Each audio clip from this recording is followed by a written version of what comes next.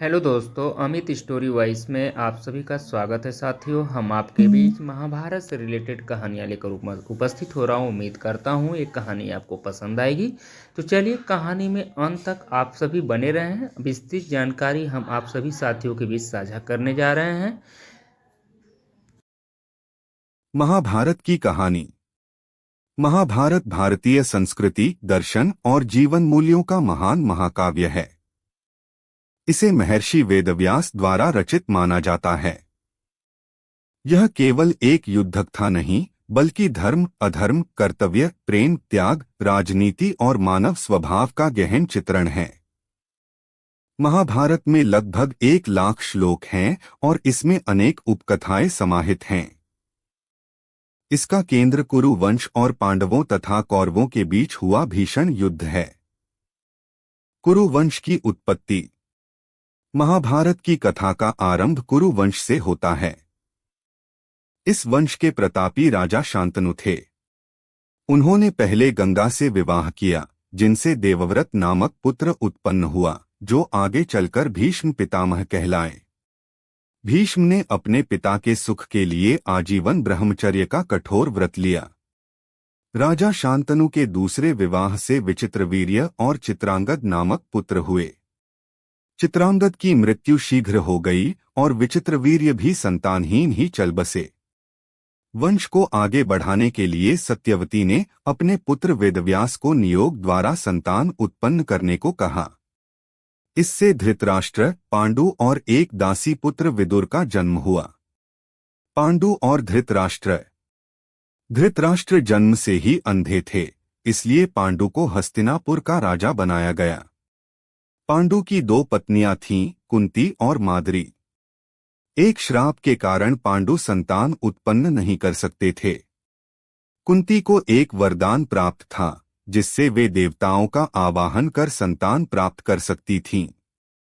इस प्रकार युधिष्ठिर, धर्मराज, भीम, वायु, अर्जुन, इंद्र तथा माद्री से नकुल और सहदेव, अश्विन कुमारों से उत्पन्न हुए।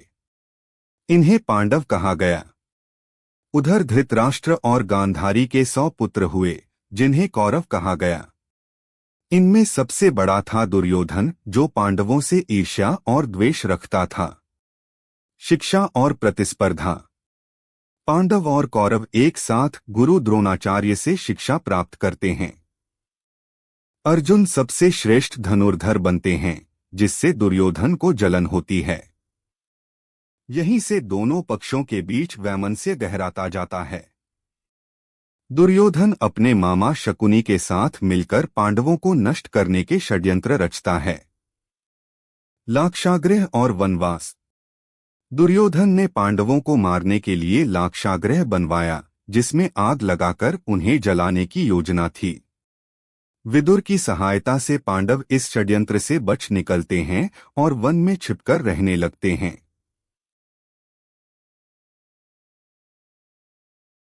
इसी दौरान अर्जुन का विवाह द्रौपदी से होता है, जो आगे चलकर 5 पांडवों की पत्नी बनती हैं।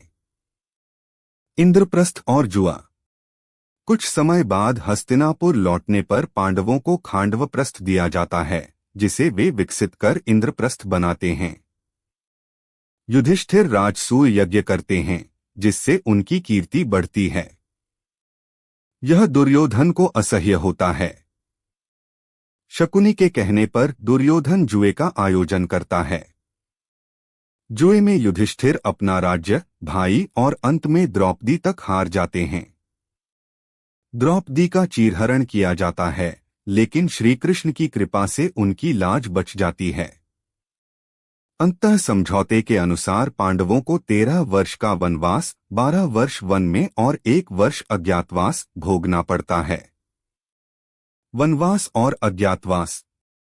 वनवास के दौरान पांडव अनेक ऋषियों से मिलते हैं और कठिनाइयों का सामना करते हैं। अर्जुन को दिव्य अस्त्र प्राप्त होते हैं। अज्ञातवास में पांडव विराट नगर में छिपकर रहते हैं और सफलतापूर्वक अपना समय पूरा करते हैं। युद्ध की तैयारी। वनवास पूरा होने के बाद पांडव अपना राज्य वापस मांगते हैं, पर दुर्योधन एक सुई की नोक जितनी भूमि देने को भी तैयार नहीं होता। श्री कृष्ण शांति दूत बनकर जाते हैं पर असफल रहते हैं। तब कुरुक्षेत्र युद्ध अपरिहार्य हो जाता है। कुरुक्षेत्र का युद्ध। युद्ध से पहले अर्जुन अपने ही संबंधियों को सामने देखकर शोक और मोह में पड़ जाता है। तब श्री कृष्ण उसे भगवद गीता का उपदेश देते हैं, जिसमें कर्मयोग, भक्ति योग और ज्ञानयोग का सार बताया गया है। 18 दिनों तक चलने वाले इस भीषण युद्ध में अनेक वीर योद्धा मारे जाते हैं। भीष्म पितामह शरशया पर गिरते हैं, द्रोणाचार्य की मृत्यु होती है, कर्ण का वध अर्जुन के हाथों होता है और अंततः दुर्योधन भीम द्वारा पराजित होता है। युद्ध का अंत और परिणाम। युद्ध के अंत में केवल 5 पांडव और कुछ अन्य ही जीवित बचते हैं। गांधारी अपने पुत्रों की मृत्यु पर विलाप करती हैं। युधिष्ठिर को राज्य प्राप्त होता है, पर वे युद्ध की विभीषिका से दुखी रहते हैं। स्वर्गारोहण। अंत में पांडव राजपाट त्याग कर महाप्रस्थान करते हैं। मार्ग में सभी भाई और द्रौपदी एक एक कर गिरते जाते हैं। अंत में केवल युधिष्ठिर अपने कुत्ते के साथ स्वर्ग पहुंचते हैं। वह कुत्ता वास्तव में धर्मराज का रूप होता है, जो युधिष्ठिर की सत्यनिष्ठा की परीक्षा लेता है। दोस्तों, कहानी पसंद आई हो तो चैनल को सब्सक्राइब करना न भूलें, बेल आइकन को प्रेस करें, लाइक करें एंड शेयर करें तथा अगली वीडियो देखने के लिए आप सभी साथी चैनल को सब्सक्राइब जरूर करें। आप सभी का हम अपने चैनल के माध्यम से साथियों बहुत बहुत धन्यवाद प्रकट करते हैं और आप सभी का तहे दिल से शुक्रिया अदा करता हूं। तो बहुत बहुत धन्यवाद दोस्तों। Thank you so much all of you. जय हिंद दोस्तों, जय भारत।